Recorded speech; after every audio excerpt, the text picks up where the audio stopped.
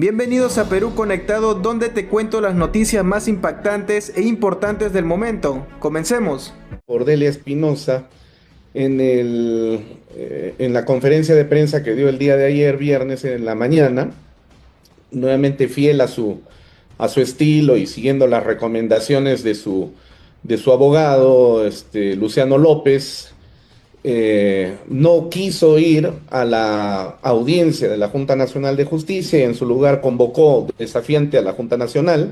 Vemos que el caviarismo se está desmoronando y perdiendo el control de la institución que terminaron convirtiendo en un cuchillo, en un puñal de ejecuciones sicariales en contra de los enemigos políticos, mientras se dedicaron a perseguir solamente a quienes ellos decidían por conveniencias, repito, políticas. Creo que la fiscal de la Nación que ha estado en ejercicio ha violado normas, ha violado la Constitución, actuó en rebeldía, desacató mandatos judiciales y decisiones de la Junta Nacional de Justicia. Ella ha hecho los méritos suficientes para que haya este tipo de sanción disciplinaria, una suspensión de 6 meses. Y por supuesto ahora se está victimizando, incluso se ha permitido generar todo un debate y una, para sorpresa de muchos, que está solicitando, digamos, la nulidad de la inscripción de un partido como Fuerza Popular, ¿no? Hecho inédito en la historia reciente del país. Yo creo que la señora Delia Espinosa ha estado haciendo política, y ni siquiera una política partidaria, sino una política de carácter delictivo, porque ha estado violando sistemáticamente y sintiéndose por encima de la legalidad y la Constitución, ¿no? Ahora, ¿qué cambios avisoras tú del Ministerio Público? ¿Qué es lo que podría cambiar sin ella? Bueno, va a haber una nueva correlación de fuerzas. Se entiende que se va a designar otro fiscal encargado del despacho. En los próximos días los fiscales supremos tomarán esa decisión.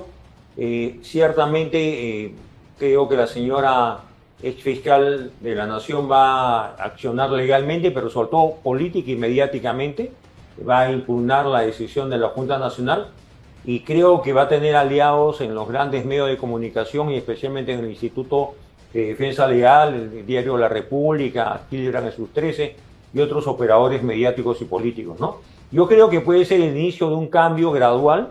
Definitivamente se necesita que el próximo gobierno, porque dudo que este Congreso esté en condiciones políticas y de consenso para iniciar una reforma del Ministerio Público, pero que me parece que es necesario refundar, si cabe la expresión, el Ministerio Público, ¿no?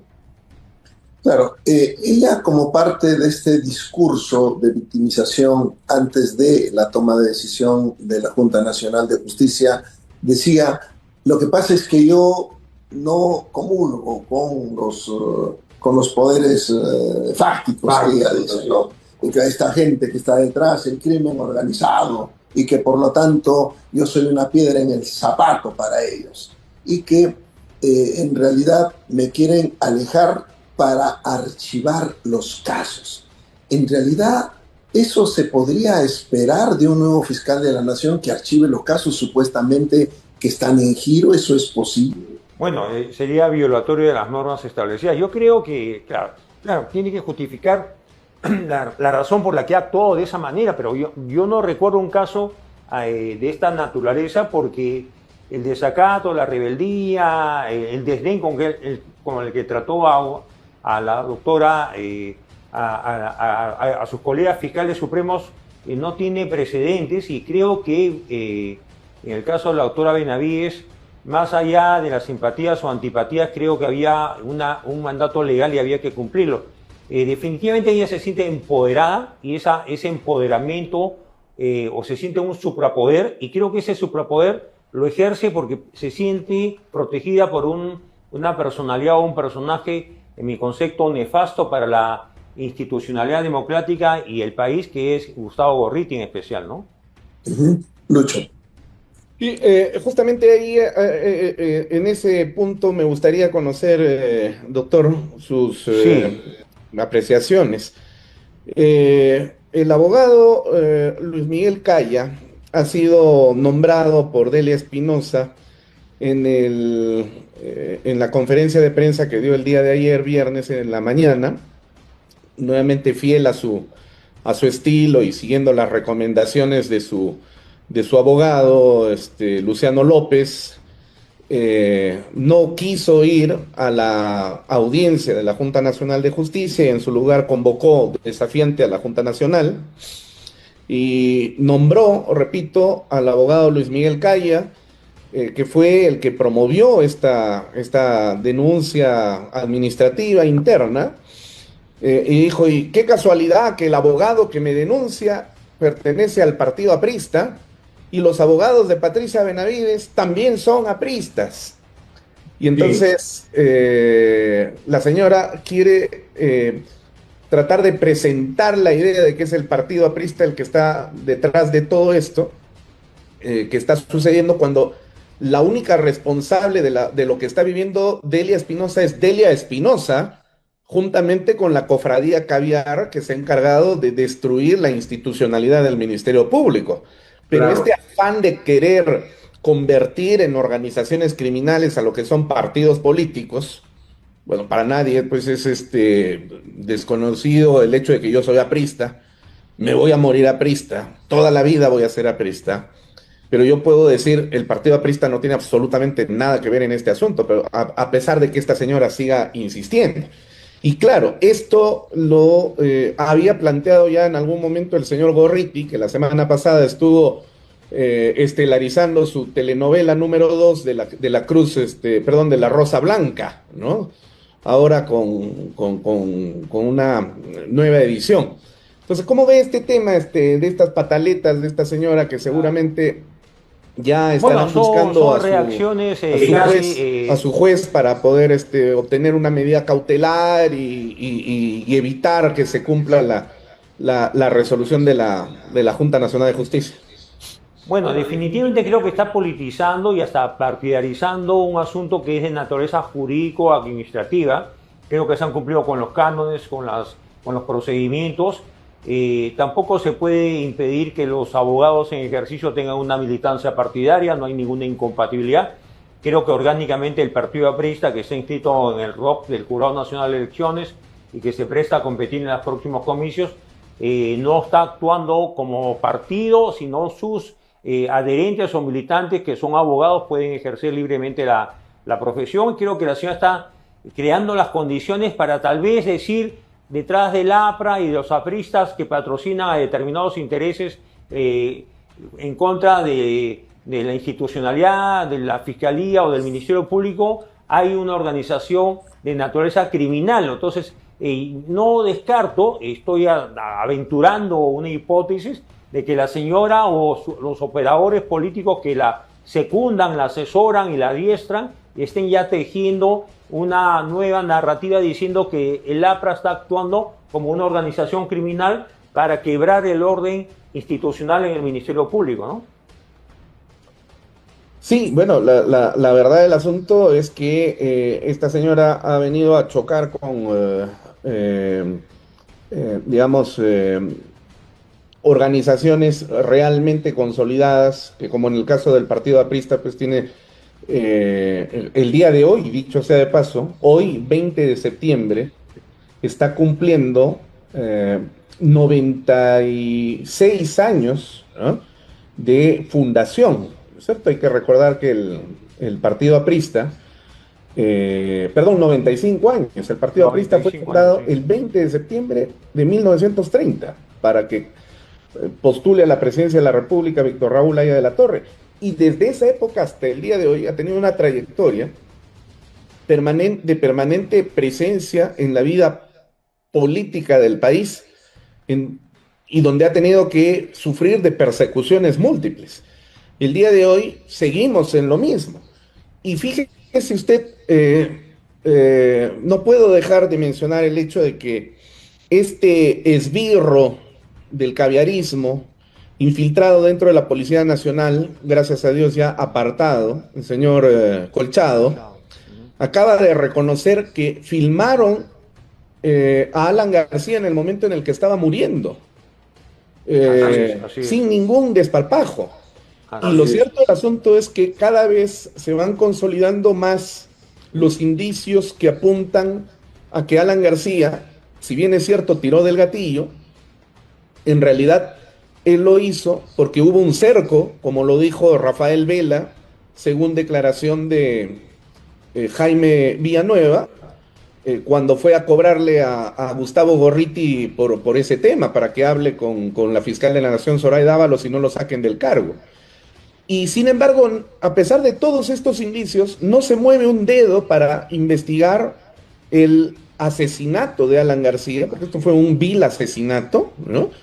Y más bien tienen encarpetada esta investigación en la fiscalía del señor Alcides Chinchay, a quien yo respeto muchísimo, pero que lamentablemente pues ha demostrado que la correa la tiene bastante floja o ha bajado de peso tanto que el pantalón se le está cayendo, ¿no? Y se sigue atacando al partido aprista de esta manera. ¿Hasta cuándo vamos a estar en estas circunstancias? Y ahora por una persona como Delia Espinosa, que no es pues precisamente una lumbrera del derecho, ni tampoco mucho menos de la política, ¿no?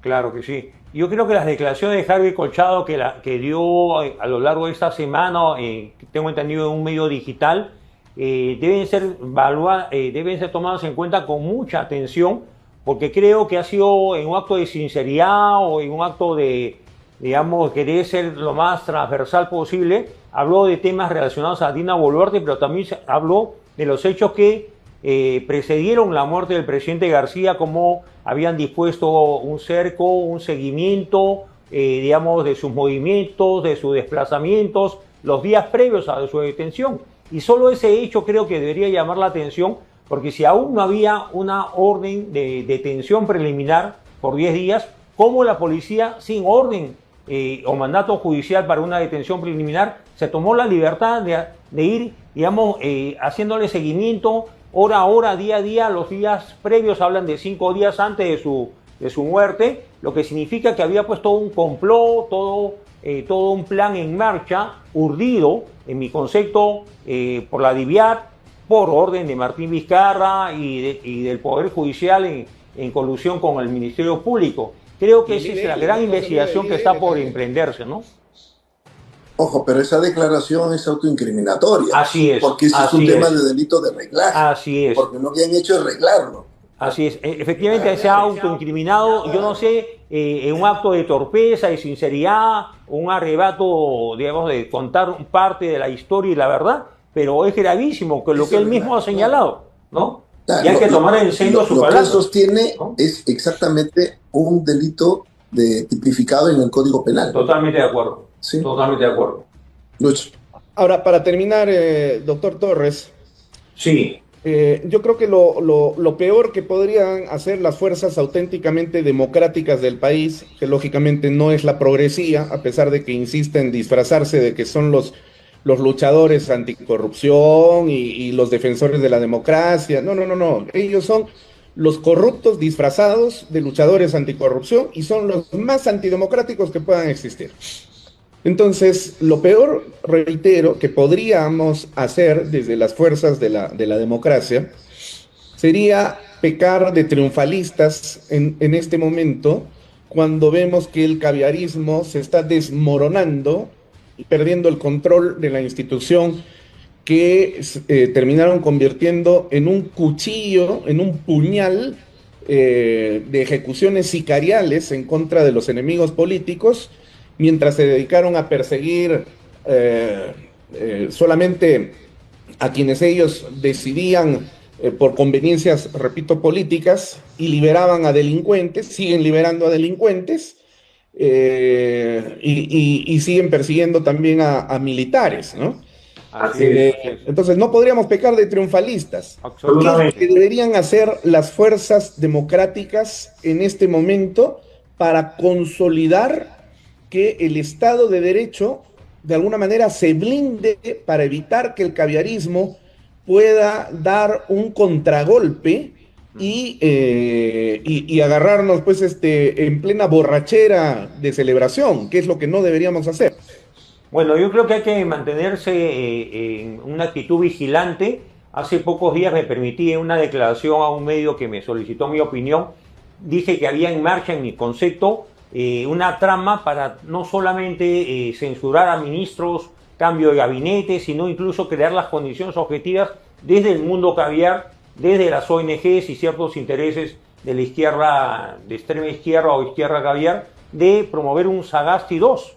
O sea, así como se crearon las condiciones luego de los pocos días que duró el gobierno de Manuel Merino para defenestrarlo, ¿no? Con una sonada golpista, porque eso fue lo que pasó el 14 y 15 de noviembre del año 2020, y la renuncia de Manuel Merino, y se elige un martes siguiente a una persona discreta, un parlamentario opaco como Francisco Sagasti, y se le encarga al despacho presidencial. Sagasti cumplió una tarea importante, porque en momentos cruciales, cuando se debatía el resultado de la segunda vuelta electoral, el señor Sagasti, encargado del despacho presidencial, pudo haber solicitado que la OEA audite los resultados electorales, porque solamente así podía haberse tomado el tiempo la OEA de enviar a sus técnicos al país. Sin embargo, no lo hizo, se negó a hacerlo, ¿no? Y definitivamente Sagasti cumplió un papel nefasto en ese proceso electoral.